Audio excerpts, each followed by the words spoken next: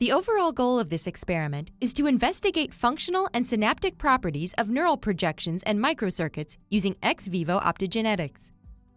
This includes expression of channelrhodopsin and its activation in specific projections combined with patch clamp recordings. This method can help answer key questions about synaptic properties of local and long-range connectivity within and between brain areas. This is illustrated here, investigating the neural circuits that support fear behavior. The main advantage of this technique is that it allows to study circuits and synapses that are not amenable with conventional electrical stimulation techniques. Generally, people new to this method will have to overcome the challenge of performing all the required steps in an optimal way.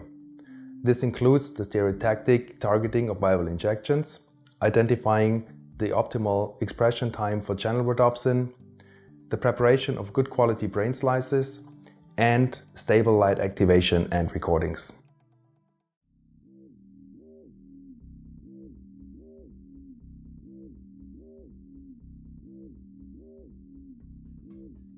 Before beginning this part of the procedure, a recombinant adeno-associated viral vector engineered to express channelrhodopsin fused to a fluorescent protein was introduced into the medial prefrontal cortex by stereotaxic surgery.